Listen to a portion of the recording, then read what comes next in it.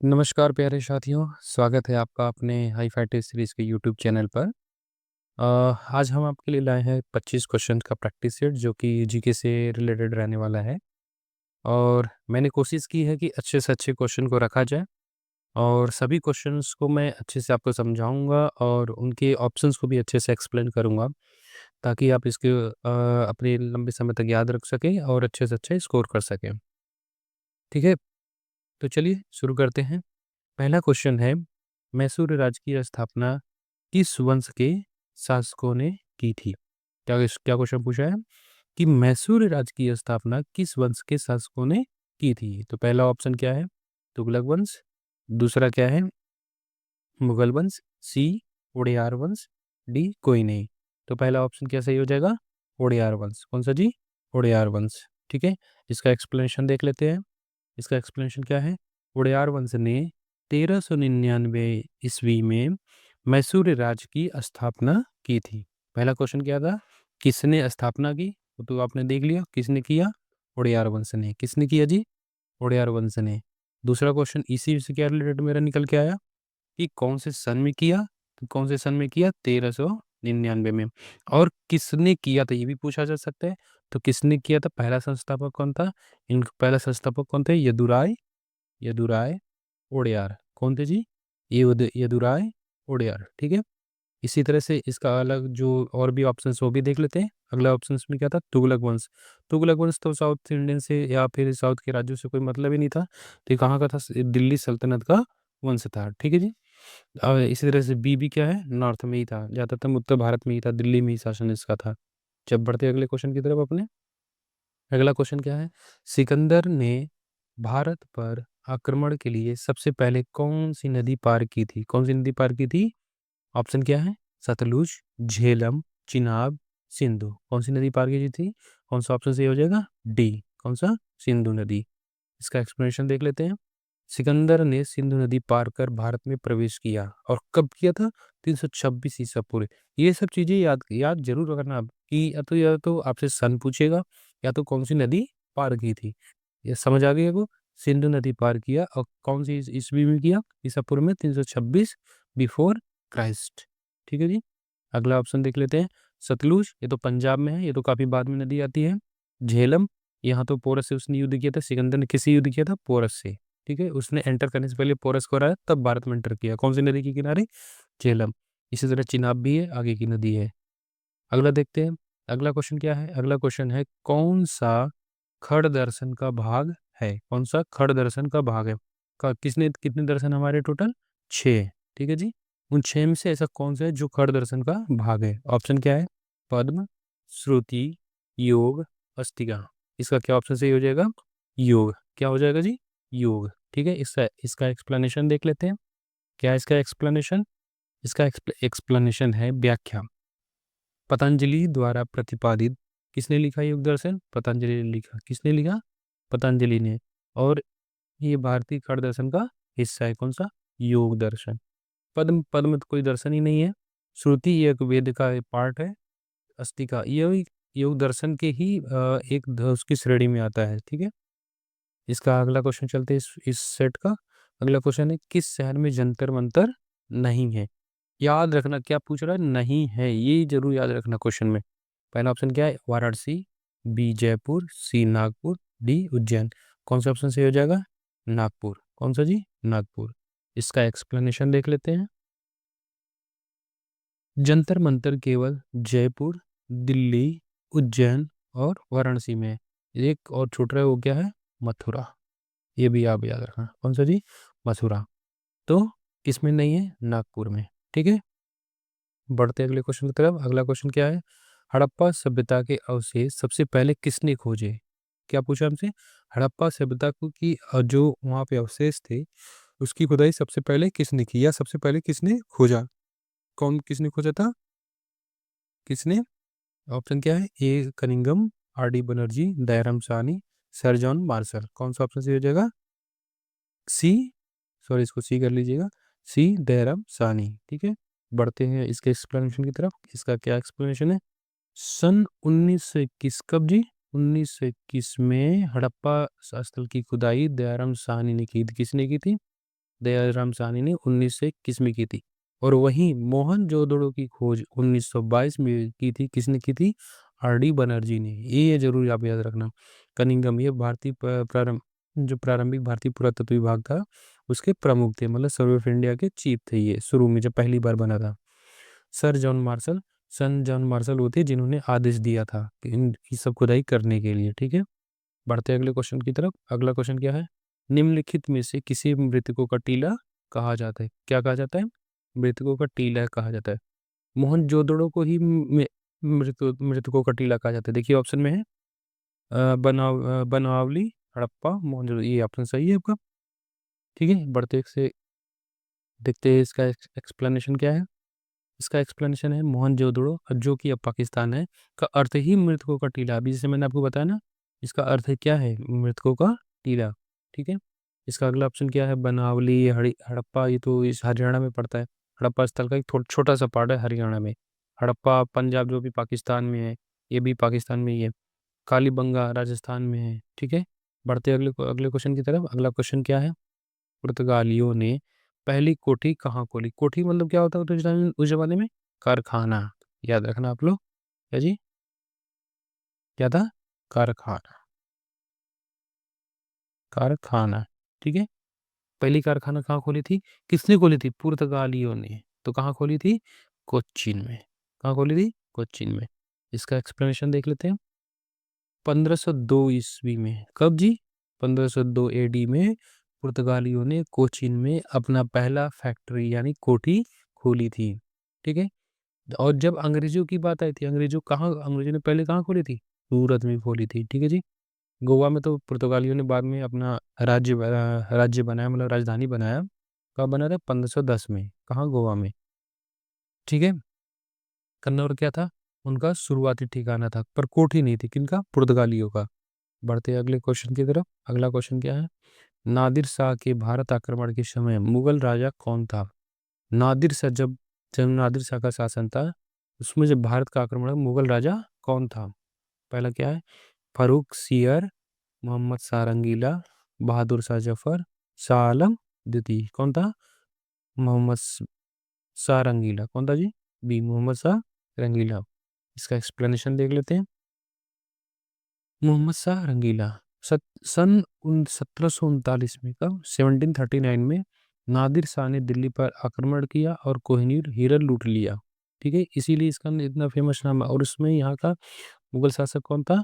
मोहम्मद शाह रंगीला। ठीक है, अगला अगला क्वेश्चन देखते हैं।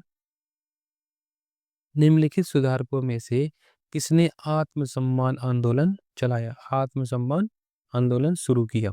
क्या है आत्मसम्मान आंदोलन? किसने शुरू किया? ऑप्शन क्या है? ए पेरियार, बी नारायण गुरु, सी ज्योतिबा राव फुले, डी घासीदास। किसने किसने किया था? इसका सही आंसर क्या हो जाएगा? पेरियार। किसने किया था जी? पेरियार ने। इसका एक्सप्लेनेशन देख लेते हैं। पेरियार वी रामास्वामी सन 1925 में, कब जी? 1925 में दक्षिण भारत में जातिवाद, अंधविश्वास और ऊंच नीच के खिलाफ इन्होंने क्या करा था? आंदोलन शुरू किया था 1925 में। ठीक है जी।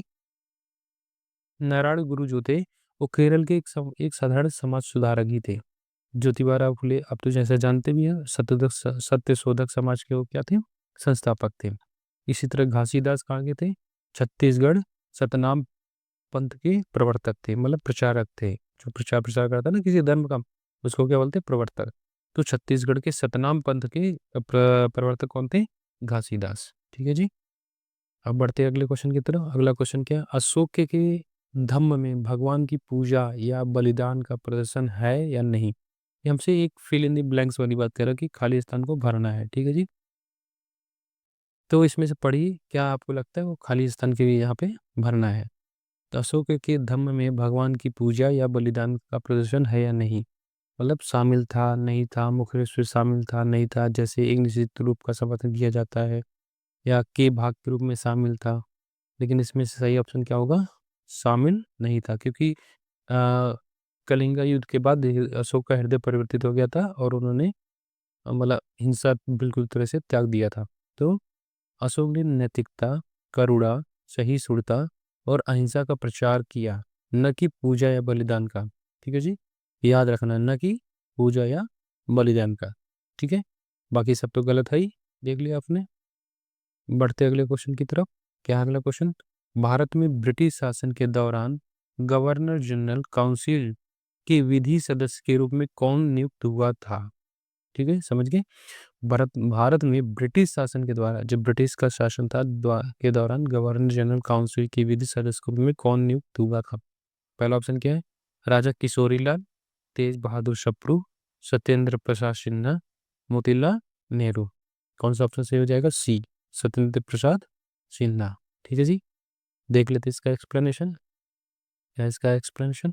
सत्येंद्र प्रसाद सिन्हा वे पहले भारतीय विधि सदस्य बने। कब बने? 1909 में।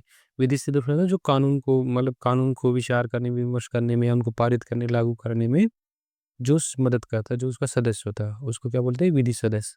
ठीक। राजा किशोरीलाल, कोई राजनीतिक भूमिका नहीं थी इनकी। तेज बहादुर सप्रू, ये तो बाद में नेता बने। मोतीलाल नेहरू तो कांग्रेस के नेता थे ही, बट इनका कोई विधि में सदस्य नहीं थे। ठीक है, बढ़ते अगले क्वेश्चन की तरफ। क्या है अगला क्वेश्चन? प्रथम विश्व युद्ध के दौरान भारत में लोकप्रिय होने वाला आंदोलन था। प्रथम विश्व युद्ध कब हुआ था? प्रथम विश्व युद्ध 1916 के आसपास हुआ था, इतना तो आपको याद ही होगा। तो प्रथम विश्व युद्ध के दौरान भारत में लोकप्रिय होने वाला आंदोलन कौन सा था? पहला क्या है? स्वदेशी एवं बहिष्कार, होम रूल, अलगा अलगाववादी आंदोलन, असहयोग आंदोलन। ठीक है, कौन सा ऑप्शन सही हो जाएगा? Home rule. कौन सा जी? Home rule. इसका एक्सप्लेनेशन देख लेते हैं। होम रूल एनी बेसेंट और तिलक द्वारा चलाया गया आंदोलन 1916। ठीक है, 1916 कौन से तो होम रूल आंदोलन था, किसके द्वारा? एनी बेसेंट और बाल गंगाधर तिलक। ये क्वेश्चन में आपको ऑप्शन तो बता रहा हूँ मैं, एक्सप्लेन इसीलिए किया था मैंने, शुरू में आपको बोला था एक्सप्लेन मैं करूंगा, इसीलिए क्योंकि आपको ये भी याद था किसने किया था, एनी बेसेंट और बाल गंगाधर तिलक। कब किया था? 1916 में किया था। अब कौन सा आंदोलन चलाया था? होम रूल आंदोलन। ठीक है जी, इसका अगला अलग से जो ऑप्शन है जो गलत है उनको देख लेते हैं। स्वदेशी आंदोलन, बंगाल विभाजन कब हुआ था? 1905 में, जब बंगाल का दो पार्ट में डिवाइड कर दिया गया था। ठीक है जी, अलगाववादी आंदोलन तो कोई था ही नहीं थे। असहयोग आंदोलन ये तो गांधी जी वाला था, 1920 से 1922 तक चला था जो, ये भी नहीं है। ठीक है, बढ़ते अगले क्वेश्चन की तरफ। अगला क्वेश्चन हमारा है, तो अगला क्वेश्चन हमारा क्या है? 1911 तक बिहार किसके अधीन था? मतलब वो कौन सा महाप्रांत था जिसके साथ बिहार जुड़ा था, बाद में अलग हुआ। तो 1911 तक बिहार किसके अधीन था? तो ऑप्शन क्या हो जाएगा इसका? ऑप्शन है ए बंगाल महाप्रांत, बी उत्तरी प्रांत, केंद्रीय प्रांत, कलकत्ता प्रांत। तो किसके साथ था? बंगाल महाप्रांत। किसके साथ? बंगाल महाप्रांत। इसका एक्सप्लेनेशन देख लेते हैं। 1912 में बिहार उड़ीसा नया प्रांत बना। कौन कौन सा? 1912 में बिहार और उड़ीसा नया प्रांत बना, अन्य विकल्प बिहार इन प्रांतों में था ही नहीं। ठीक है जी, पढ़ते अपने अगले क्वेश्चन की तरफ। अगला क्वेश्चन क्या है? भारतीय राष्ट्रीय कांग्रेस के हरिपुरा अधिवेशन की अध्यक्षता किसने की थी? भारतीय राष्ट्रीय कांग्रेस के हरिपुरा अधिवेशन की अध्यक्षता किसने की थी? हमारा ऑप्शन क्या है? ए सुभाष चंद्र बोस ने, बी गोपाल कृष्ण गोखले ने, सी गोपाल हरि देशमुख ने, डी विजय लक्ष्मी पंडित ने। इसका ऑप्शन कौन से सही हो जाएगा? ए सुभाष चंद्र बोस जी ने, नेताजी ने करा था। ठीक है, इसका एक्सप्लेनेशन देख लेते हैं। हम्म, सन 1938 में कांग्रेस अधिवेशन हरिपुरा, जो कि कहाँ हुआ है? गुजरात में हुआ था। अन्य गोखले, देशमुख, विजय लक्ष्मी पंडित अध्यक्ष ही नहीं थे। ठीक है जी, बढ़ते अगले क्वेश्चन की तरफ। अगला क्वेश्चन क्या कह रहा है? हड़प्पा कालीन लोगों को किसकी जानकारी नहीं थी? हड़प्पा कालीन जो वहाँ की सभ्यता थी, जो वहाँ के लोग रहने वाले लोग थे, उनको इनमें से किस चीज़ की जानकारी नहीं थी? ठीक है, पहला ऑप्शन क्या? लोहा, गेहूं, ईंटों और आग का। किस चीज़ का उन्हें सेंस नहीं था? उन्हें था लोहे का नहीं पता था, क्योंकि वो क्या करते थे? तांबा का यूज करते थे। जब पूछे किस चीज़ का, भी तब यूज करते थे वो तांबा का। ठीक है, बढ़ते हैं इसके एक्सप्लेनेशन की तरफ। क्या इसका? हड़प्पा काल कांस्य युग का था। किसका कौन सा युग था? कांस्य युग था। लोहे का प्रयोग तो बहुत बाद में हुआ, गेहूं, ईंट, आग सभी ज्ञात थे। ठीक है जी। बढ़ते अगले क्वेश्चन की तरफ। विधवा पुनर्विवाह संघ 1861 के संस्थापक कौन थे? वो कौन थे जिन्होंने विवाह पुनर्विवाह का संघ का संस्थापक जिसने स्थापना की थी? ए देवेंद्रनाथ टैगोर, डी डॉक्टर आत्माराम पांडुरंग, सी महादेव गोविंद रानाडे, डी केशव चंद्र सेन। कौन था इसका ऑप्शन सही हो जाएगा? महादेव गोविंद रानाडे। ठीक है जी, ये याद रखेंगे। देख लेते हैं इसका क्या एक्सप्लेनेशन है। महादेव महादेव गोविंद रानाडे, उन्होंने सामाजिक सुधारों के लिए कार्य किया। अन्य देवेंद्रनाथ टैगोर, किसकी स्थापना की थी उन्होंने? ब्रह्म समाज की। ब्रह्म समाज की स्थापना किसने की थी? देवेंद्रनाथ टैगोर ने। आत्माराम पांडुरंग किसकी किसकी स्थापना की? प्रार्थना समाज। केशव चंद्र सेन ने किसकी स्थापना की? ब्रह्म समाज की। ठीक है, ये तो आप याद रखेंगे। क्वेश्चन ये थे, लेकिन आपको आंसर इतने ज़्यादा मिल जाएंगे कि आप जितना ध्यान से सुनेंगे, बस सिर्फ सुन लेंगे, आपका 100% क्वेश्चन जिससे आएगा ही आएगा। बढ़ते अगले क्वेश्चन की तरफ। अगला क्वेश्चन है, बंगाल में द्वैध शासन किसने लगाया था? बंगाल में द्वैध शासन किसने लगाया था? पहला ऑप्शन क्या है? Robert Clive, B Lord Mountbatten, Lord William Bentinck, Lord Irwin. तो ऑप्शन क्या सही हो जाएगा? रॉबर्ट क्लाइव ने। इसने रॉबर्ट क्लाइव ने। आपको याद होगा रॉबर्ट क्लाइव का एरा कब का था? 1757 के बाद से ही उसका एरा शुरू हुआ था। तो देखते इसका क्या ऑप्शन, क्या एक्सप्लेनेशन है। 1765 से 1772। कब? 1765 से 1772 में बंगाल में डोल गवर्नमेंट प्रणाली लागू की। किसने की थी? बेंटिंक, माउंटबेटन, इरविन ये सब नहीं थे, क्योंकि क्वेश्चन की थी रॉबर्ट क्लाइव ने ही की थी शुरू में। ठीक है, बढ़ते अगले क्वेश्चन की तरफ। क्या है अगला क्वेश्चन? भारत के प्रथम उपराष्ट्रपति कौन थे? राष्ट्रपति तो सबको पता है कौन थे? डॉक्टर राजेंद्र प्रसाद जी थे। डॉक्टर राजेंद्र प्रसाद जी थे। लेकिन उपराष्ट्रपति कौन था? ये तो सबको पता होना चाहिए। कौन थे? ए वेंकैया नायडू, जाकिर हुसैन, डॉक्टर सर्वपल्ली राधाकृष्णन, हामिद अंसारी। कौन थे? डॉक्टर सर्वपल्ली राधाकृष्णन, जिनके जिनके नाम पे क्या बनाया जाता है? शिक्षक दिवस। ये तो सबको पता ही होगा, शिक्षक दिवस क्यों मनाते हैं। ठीक है जी, शिक्षक दिवस। बढ़ते अगले क्वेश्चन, बढ़ते इसके एक्सप्लेनेशन की तरफ। इसका एक्सप्लेनेशन। सन 1952 में प्रथम उपराष्ट्रपति बने और बाद में राष्ट्रपति भी बने, लेकिन पहली बार क्या बने थे? राष्ट्रपति। पहले देश के पहले उपराष्ट्रपति, स्वतंत्र भारत के पहले उपराष्ट्रपति कौन थे? सर्वपल्ली राधाकृष्णन।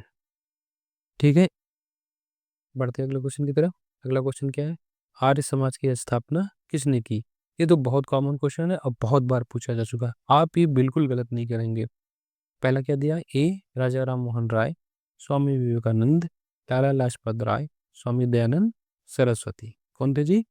स्वामी दयानंद सरस्वती। ठीक है, देखते हैं क्या इसका एक्सप्लेनेशन है। इसका एक्सप्लेनेशन है, सन 1875। कब जी? 1875। 1875 में मुंबई में आर्य समाज की स्थापना कर वेदों की ओर लौटो का नारा दिया था। किसने दिया था? स्वामी दयानंद सरस्वती जी ने दिया था। ठीक है, बढ़ते अगले क्वेश्चन की तरफ। क्या अगला क्वेश्चन? अलाई का दरवाजा किसने बनवाया? अलाई का दरवाजा किसने बनवाया? क्या इसके ऑप्शन? बलबन, इल्तुतमिश, अलाउद्दीन खिलजी, सिकंदर लोदी। इसका क्या ऑप्शन सही हो जाएगा? अलाउद्दीन खिलजी। क्या हो जाएगा जी? अलाउद्दीन खिलजी। बढ़ते इसके एक्सप्लेनेशन देखते क्या है। कुतुब परिसर में, कहाँ? कुतुब परिसर में 1311 में बनवाया गया। ठीक है, किसने बनवाया? अलाउद्दीन खिलजी ने। कौन सी ईयर में बनवाया? 1311 में। कहाँ बनवाया? कुतुब परिसर में। कहाँ जी? कुतुब परिसर। ठीक है, ये तो याद रखेंगे आप। ठीक है, बढ़ते अपने एक्सप्लेनेशन बढ़ते अगले क्वेश्चन की तरफ। क्या है अगला क्वेश्चन? भारत छोड़ो आंदोलन कब शुरू हुआ? ये तो बहुत कॉमन क्वेश्चन है और ये सच में पूछा गया, कई बार पूछा गया है। इसको याद रखेंगे। पहला ऑप्शन क्या है? 1928, 1942, 1925, 1932। क्या ऑप्शन सही हो जाएगा? 1942। ठीक है जी, बढ़ते इसके एक्सप्लेनेशन की तरफ। 8 अगस्त 1942। कब जी? 8 अगस्त 1942 को गांधी जी ने करो या मरो का नारा दिया और इसी के साथ क्या शुरू हुआ? अंग्रेजी छोड़ो आंदोलन जो चला था, भारत छोड़ो आंदोलन का नारा दिया उन्होंने। ठीक है, बढ़ते अगले क्वेश्चन की तरफ। गुप्त वंश का अंतिम शासक कौन था? गुप्त वंश का अंतिम शासक कौन था? चंद्रगुप्त मौर्य, विष्णुगुप्त, कुमारगुप्त तृतीय, श्रीगुप्त। इन्होंने तो शुरुआत ही करी थी। ये तो ऑप्शन में ही नहीं है, बचे तीन। तो बच्चे कौन सा ऑप्शन सही हो जाएगा? सी। किसने? कुमारगुप्त थर्ड ने, कुमारगुप्त तृतीय ने। ठीक है जी, देख लेते हैं इसका एक्सप्लेनेशन। गुप्त साम्राज्य के अंतिम शासक अन्य कौन थे? कुमारगुप्त तृतीय। जैसे चंद्रगुप्त मौर्य कौन थे? मौर्य वंश के संस्थापक थे, ये तो पहले थे ही। विष्णुगुप्त कौन थे? मौर्य काल के अंत में थे। श्रीगुप्त तो इसके संस्थापक ही थे। ठीक है जी, समझ गए। अब बढ़ते हैं अगले एक्सप्लेनेशन की तरफ, सॉरी अगले क्वेश्चन की तरफ। क्या अगला क्वेश्चन? चौसा का युद्ध कब हुआ था? चौसा का युद्ध कब हुआ था? 1565 में, 1529 में, 1539 में, 1528 में। ठीक है जी, कब हुआ था? 1539 में। कौन सा ऑप्शन सही हो जाएगा? 1539 में। और किसके किसके बीच हुआ था ये भी देख लेते हैं। हुमायूं और शेर शाह सूरी के बीच कब हुआ था? 1539 में। और हारा कौन इसमें? हुमायूं। और यहीं से वो भाग गया। ठीक है, बढ़ते हैं अगले क्वेश्चन की तरफ। अगला क्वेश्चन क्या है? कन्नौज यानी बिलग्राम का युद्ध कौन से सन में हुआ था? पहला ऑप्शन क्या है? ए 1527, बी 1540, सी 1545, डी 1576। तो कौन सा ऑप्शन इसका सही हो जाएगा? बी 1540। कब? 1540 में। शेष शेरशाह ने हुमायूं को अंतिम रूप से हरा दिया। इसमें किसको हरा दिया? शेरशाह ने हुमायूं को यहाँ अंतिम रूप से हरा दिया और यहीं से हुमायूं भाग गया मैदान छोड़ के। ठीक है, बढ़ते अगले क्वेश्चन की तरफ। अगला क्वेश्चन है क्या है? भारत का नेपोलियन किसे कहा जाता है? भारत का नेपोलियन किसको कहा जाता है? ए समुद्रगुप्त, चंद्रगुप्त, सी श्रीगुप्त, डी विष्णुगुप्त। कौन था जी? समुद्रगुप्त। ठीक है, देख लेते हैं इसका एक्सप्लेनेशन। क्या है इसका एक्सप्लेनेशन? गुप्त वंश का वीर योद्धा, अनेक विजय अभियानों के कारण भारत का नेपोलियन कहा जाता था। इसने ये बहुत ही बहादुर शासक था जिसने बहुत सारी युद्ध जीती, इसलिए क्या कहा जाता था? इसको नेपोलियन का, जो कभी हारा ही नहीं। ठीक है, अलग अलग से जो ऑप्शन दिया था हमें। चंद्रगुप्त मौर्य, ये तो मौर्य के वंश के संस्थापक थे। श्रीगुप्त, ये तो गुप्त वंश के संस्थापक थे। विष्णुगुप्त कौन थे? बहुत बाद के शासक थे। किसके? गुप्त वंश के गुप्त वंश में ही। ठीक है, इसी के साथ ये वीडियो खत्म होती है दोस्त। और मिलते हैं नेक्स्ट वीडियो में। तब तक के लिए जय हिंद, जय भारत। मिलते हैं नेक्स्ट वीडियो में। थैंक यू सो मच दोस्त देखने के लिए। और प्लीज़ अगर आपको सही लगी वीडियो तो सब्सक्राइब करें। Thank you.